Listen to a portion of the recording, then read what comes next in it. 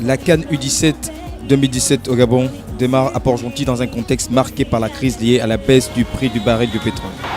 La capitale économique de tradition footballistique, ville ouvrière touchée de plein fouet par les effets de celle-ci. Comment les populations accueillent-elles la compétition? Problématique à laquelle doit faire face le COCAN. Vous savez que la CAN de moins de 17 ans sera gratuite. L'entrée au stade sera gratuite. Est-ce que le public fasse du bruit quand même, à savoir qu'elle sera gratuite? Est-ce qu'on peut faire un peu de bruit, s'il vous plaît? Est-ce qu'on peut applaudir pour la gratuité de cet événement? C'est une stratégie qui a été mise en place pour ce qui est de la distribution des billets, que ce soit pour les commissions, parce que les gens avec qui nous travaillons ont des familles, en premier, ont des amis. Donc il s'agissait pour chacun des membres de ces commissions d'avoir un certain nombre de billets qu'ils pouvaient distribuer à ces familles. Nous avons travaillé avec le directeur académique provincial pour ce qui est des élèves. Nous avons travaillé avec les communautés qui sont très représentées sur le terrain. Demain, on va donner Niger. On va donner Niger. Après, n'importe équipe qu'on va croiser, on lui bastonne. On prend le coupe pour aller au Ghana. On gagne.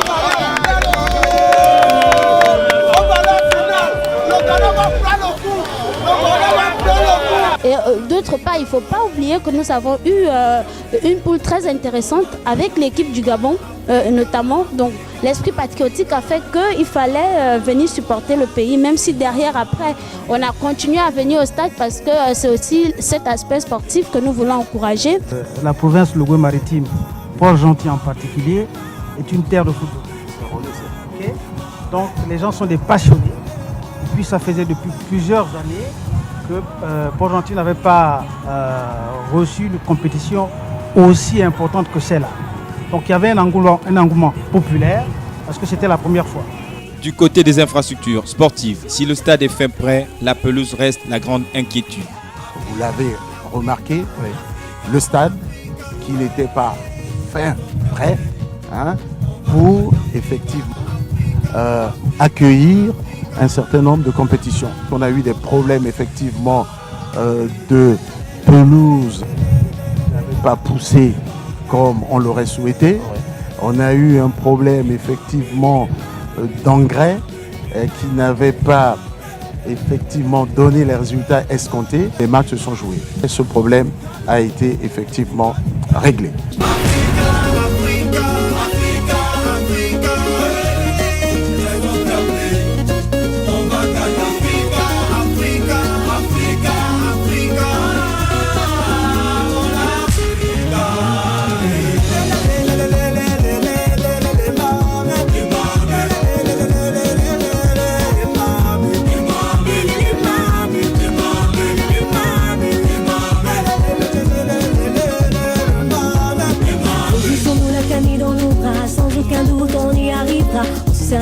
La passion du foot, tous pour la victoire, défend les couleurs de ton pays. Conscient du challenge que représente l'organisation de la CAN à Port-Gentil, le COCAN, loin de céder à la panique face aux retards et autres manquements enregistrés, met les bouchées doubles.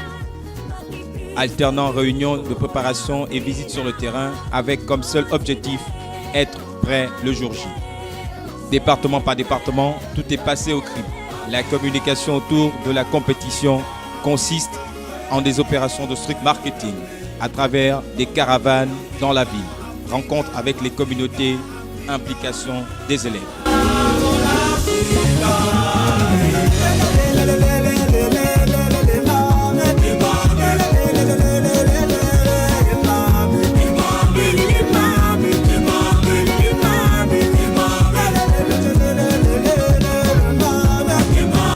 Espoir de tout un peuple, l'équipe nationale ne rassure cependant pas les supporters. Les résultats des matchs de préparation justifiant ce sentiment, certains toutefois croient aux chances de qualification et à un long parcours des Panthères dans cette compétition à domicile. Je ne suis pas surpris de ce qui arrive à nos jeunes. Vous savez, une compétition, ça se prépare, et non seulement ça se prépare, ça ne se prépare pas la veille comme on le fait actuellement. C'est vrai qu'ils peuvent surprendre après parce que c'est le football. C'est le fair play, on va encore faire comment? On ne sait jamais. D'une part, si ça s'améliore dans les jours suivants qui viennent, ça peut aller. Ce match sur lequel on aurait voulu sortir avec un résultat positif, surtout que c'était le premier. Donc voilà, après, on doit rester mobilisé pour la suite de la compétition.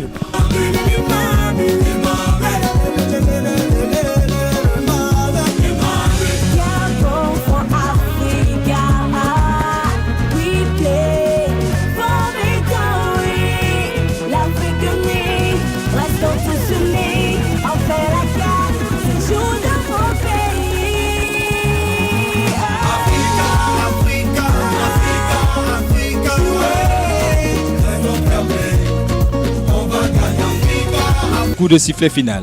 Le Gabon ne franchira pas le premier tour. Les Panthères du Gabon n'ont pas atteint les attentes des populations et des autorités qui s'étaient fixé le cap des demi-finales.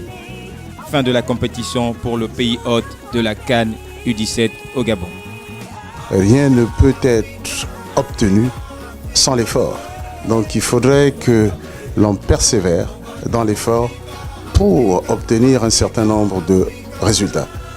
Vous conviendrez avec moi que la nation gabonaise aurait voulu que son équipe se qualifiât pour les demi-finales, voire pour la Coupe du Monde. Mais telle est la loi du sport.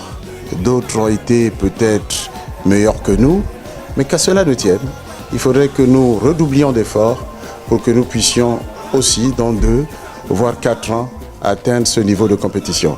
Donc le goût de l'effort, le goût du travail, et c'est seulement à la fin qu'on va récolter ce que l'on aura sémé. La CAN se poursuit pour les équipes du Cocan, qui multiplient les animations et autres programmes à l'endroit des supporters. L'élimination du Gabon n'étant pas synonyme de fin de la compétition, car l'heure est à la fête du football continental.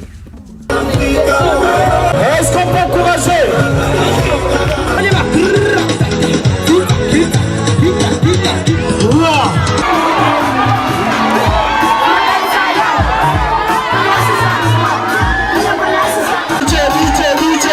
C'est boulot.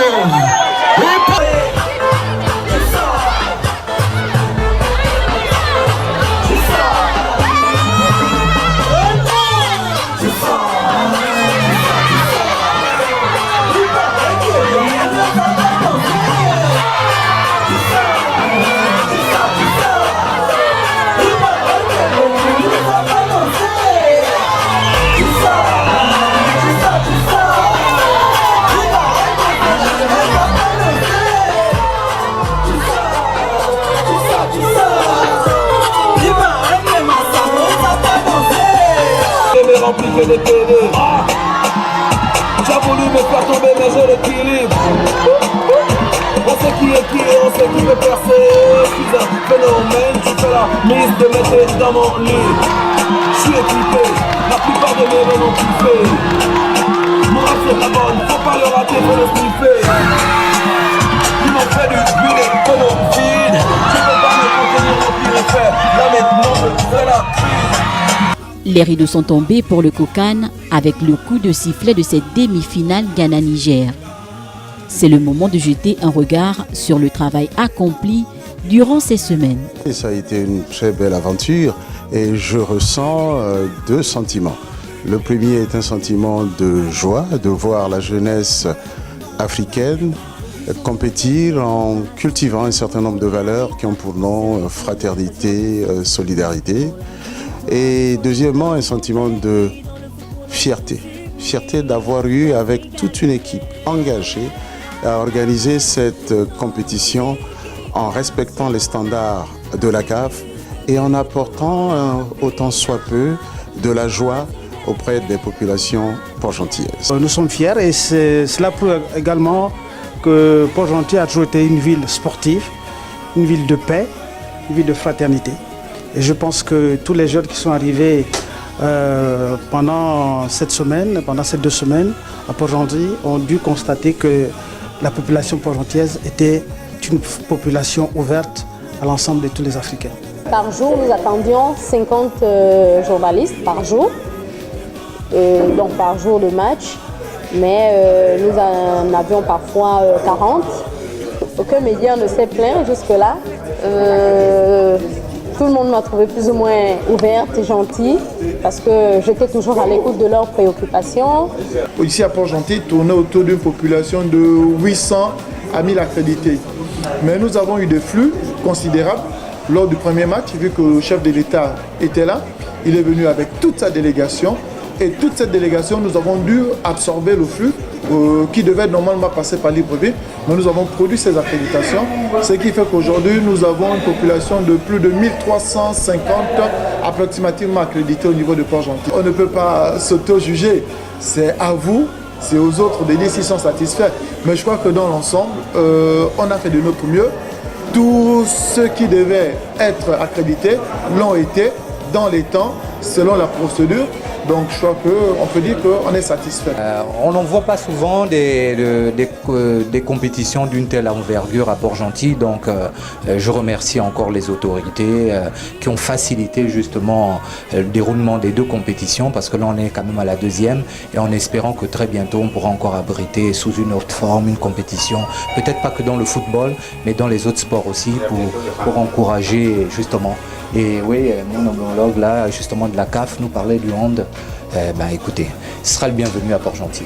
Au niveau de Port-Gentil, tout ce que je peux dire, c'est que ça a été une énorme réussite, à la fois parce qu'on a livré de très bons matchs d'un point de vue technique dans l'organisation, en plus parce que grâce aux efforts de tous, les Port-Gentiers ont répondu présent et que le stade a été plein la plupart du temps, et que je pense qu'on a démontré que le succès de la précédente CAN à Port-Gentil n'était pas dû au hasard et que c'était dû à la qualité des personnes qui ont œuvré, de nouveau cette fois-ci pour accueillir à la fois la CAF, les équipes, les spectateurs, la presse, tout le monde, et pour faire de leur séjour quelque chose d'extrêmement positif à tous. Nouveau niveau organisation, satisfait totalement, sinon je ne serais pas revenu.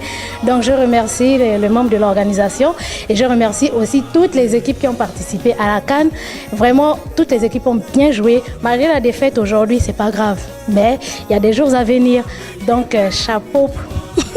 Je remercie aussi les gens de la COCAN et toute l'organisation, la police y compris, parce que sans eux, on devait peut-être avoir un accident, mais là, ça s'est bien passé, sans problème, c'est super quoi.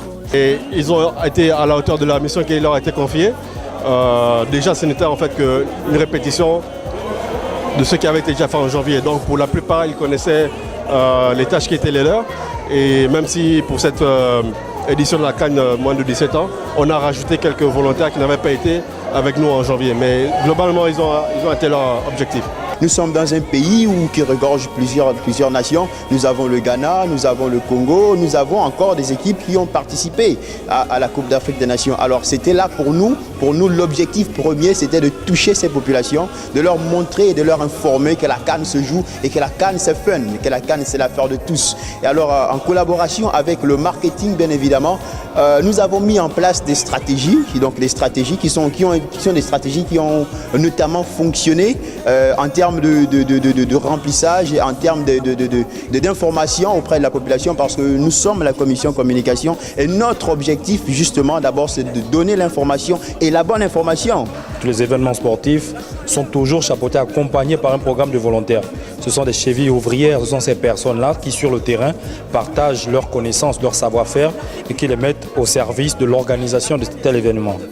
Et donc, en ce qui concerne pour le programme volontaire et cette édition de la Coupe d'Afrique des Nations, il faut dire que pour la commission communication, il s'est agi d'essentiellement accompagner tout ce qui est médias durant cette compétition, c'est-à-dire les journalistes qui arrivaient de l'étranger. Il fallait être avec eux, s'occuper, les accompagner dans le stade, être avec eux pour checker un peu tout ce qui est connexion, tout ce qui est matériel. Les missions étaient essentiellement accompagnées, elles étaient basiques parce que, avec la petite expérience que nous avons déjà reçue à travers la Coupe d'Afrique des seniors qui s'est déroulée en janvier, c'était, on va dire, assez aisé pour nous de pouvoir continuer et d'accompagner ces journalistes. Port-Gentil a prouvé qu'en termes de ressources humaines, ils étaient aptes et capables à organiser, sans l'apport de Libreville, surtout pour cette deuxième CAN. Et qu'en termes d'hébergement et restauration, rien à signaler dans les hôtels, que ce soit de la CAF ou des équipes au terme de cette compétition. Donc effectivement le Gabon aujourd'hui a ce qu'on appelle un carnet d'adresses en termes d'organisation. Et j'espère que nous pourrons organiser d'ici là d'autres événements à caractère international comme nous avons déjà prouvé en 2012, 2017 et cette dernière CAN U17. Donc en termes d'organisation, je pense que le Gabon de ce côté est apte et prêt pour toute organisation internationale. La CAN c'est un début, la CAN c'est également une fin. La belle histoire prend fin pour le site de Port-Gentil ce soir. Les convois sont prêts. Les deux équipes vont désormais reprendre l'avion. Le Ghana pour Libreville, le Niger effectivement pour le Niger, Niamey certainement. Et nous continuons cette belle aventure. C'est un plaisir que de vivre ces moments magnifiques. Cette CAN qui s'est déroulée ici à Port-Gentil restera à jamais gravée dans les mémoires des Port-Gentillais et des Port-Gentillaises qui pour la deuxième fois consécutive ont vécu la CAN. Que du bonheur, que de la joie. Regardez les visages des uns et des autres. La joie se lit. C'était des moments de communion, des moments de fraternité, des moments de passion. C'était que du bonheur. Nous espérons effectivement qu'avec la grâce de Dieu, Inch'Allah, le Très-Haut, nous aurons la possibilité de vivre une autre aventure de ce genre avec le concours du bon Dieu. Nous vous remercions et nous souhaitons bon vent au Ghana pour la suite de la compétition.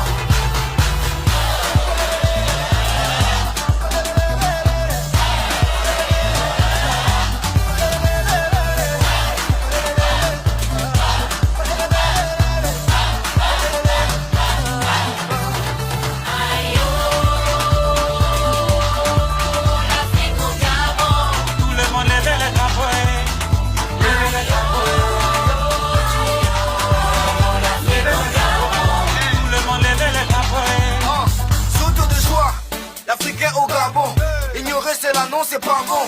Plusieurs pays ont pris l'avion pour voir jouer au foot de nombreux talents. La passion du foot elle est innée. Et aujourd'hui on te donne ça. Et voir tout ce beau pays jouer, ça ne se raconte pas, il faut vivre ça. Imagine ça.